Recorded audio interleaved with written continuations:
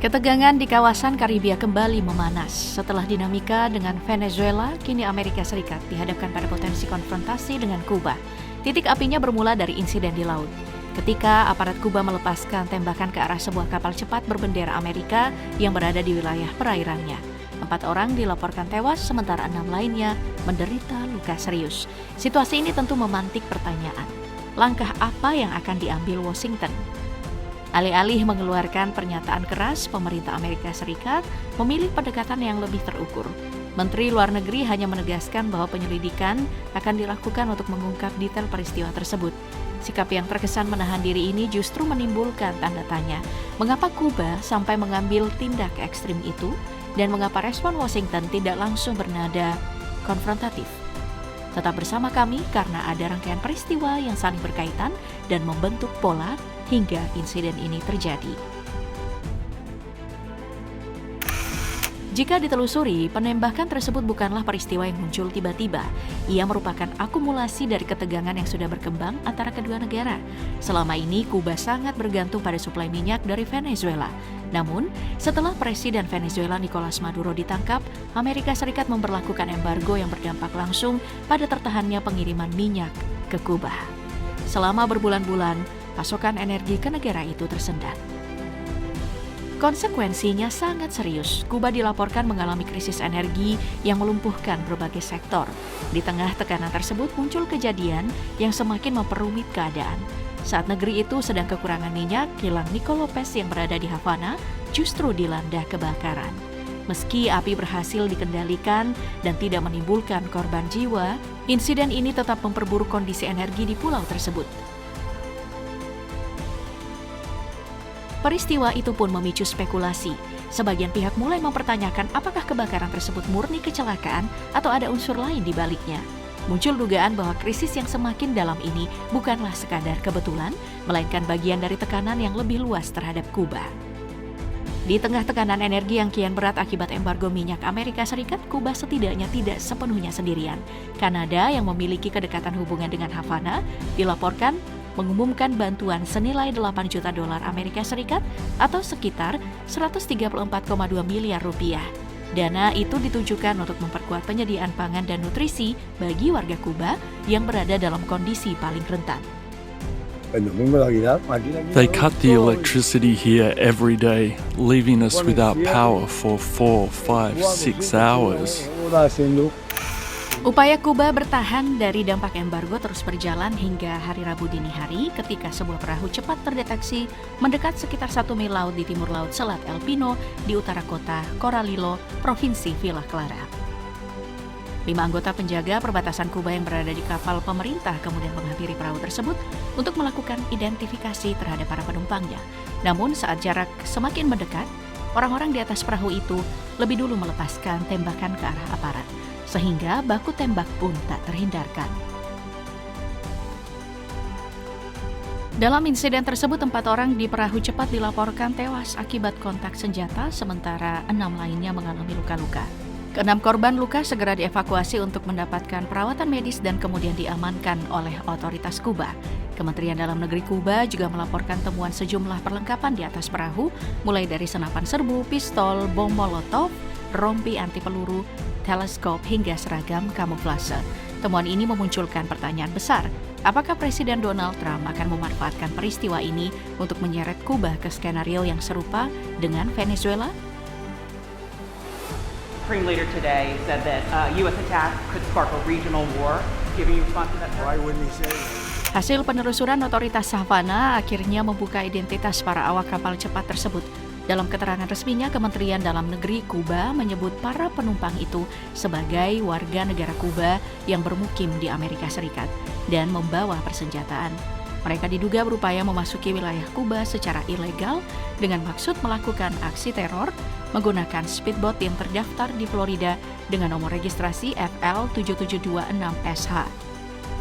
Sejumlah pengamat kemudian membaca peristiwa ini sebagai dugaan operasi infiltrasi bersenjata yang kemungkinan memiliki keterkaitan dengan Amerika Serikat. Presiden Kuba Miguel Diaz-Canel merespon dengan nada tegas. Ia menekankan bahwa negaranya akan menghadapi setiap bentuk agresi, baik dari kelompok teroris maupun tentara bayaran, demi menjaga kedaulatan dan stabilitas nasional. Pernyataan itu sekaligus menjadi sinyal bagi Washington bahwa Kuba tidak akan tunduk.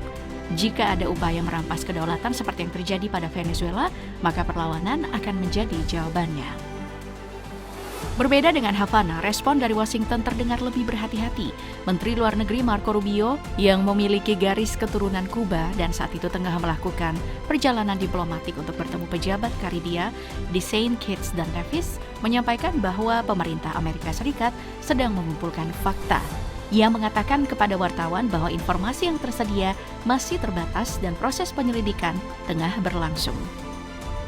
Rubio juga menegaskan bahwa insiden tersebut bukanlah operasi resmi pemerintah Amerika Serikat, namun penegasan itu tidak serta-merta meredakan spekulasi. Di kalangan analis muncul pertanyaan baru, apakah peristiwa ini bisa menjadi pijakan bagi Washington untuk membangun narasi yang membuka ruang bagi langkah militer terhadap Havana?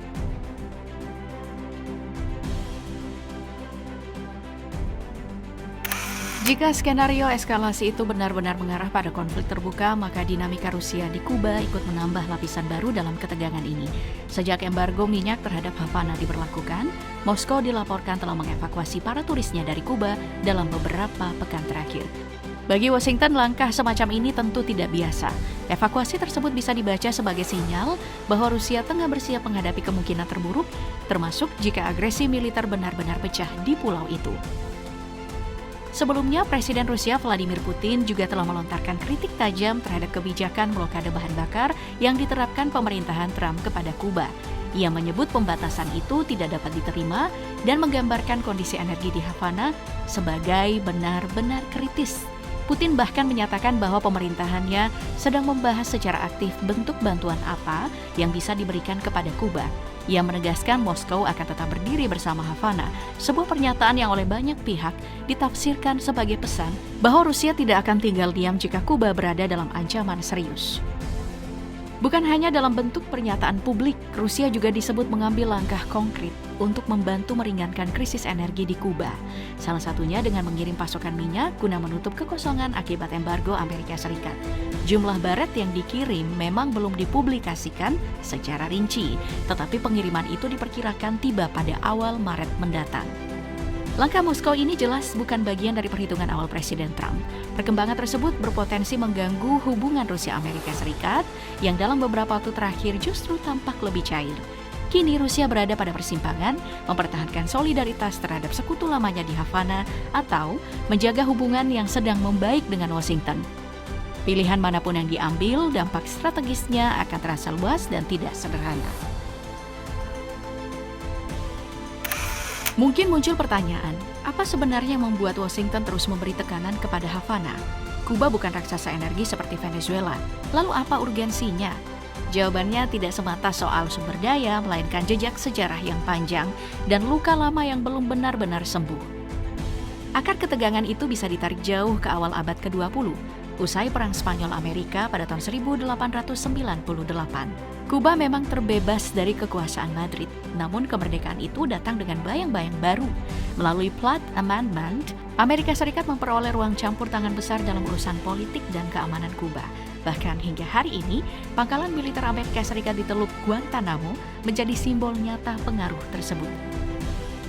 Memasuki era tahun 1950-an, panggung politik Kuba dikuasai oleh Fulgencio Batista. Ia mendapatkan dukungan dari Amerika Serikat, tetapi di dalam negeri pemerintahannya kerap dituding syarat korupsi dan tindakan represif. Ketimpangan sosial semakin tajam, kemiskinan meluas, sementara banyak sektor strategis dikuasai investasi asing, terutama perusahaan-perusahaan asal Amerika Serikat. Dari situasi penuh ketidakpuasan itu lahirlah perlawanan. Seorang pengacara muda bernama Fidel Castro tampil memimpin gerakan bersenjata. Bersama Ernesto Che Guevara dan kelompoknya, ia bergerilya dari pegunungan Sierra Maestra.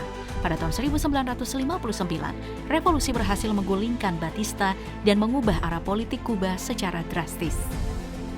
Namun, kemenangan tersebut justru membuka babak baru permusuhan dengan Amerika Serikat. Kebijakan nasionalisasi aset-aset milik perusahaan Amerika Serikat memicu ketegangan tajam. Hubungan diplomatik memburuk, embargo ekonomi diberlakukan dan puncak terjadi pada krisis rudal Kuba tahun 1962. Momen ketika dua nyaris terseret ke perang nuklir. Nah, sejak saat itu, relasi kedua negara bukan sekadar soal kebijakan, melainkan cerminan benturan ideologi besar era Perang Dingin.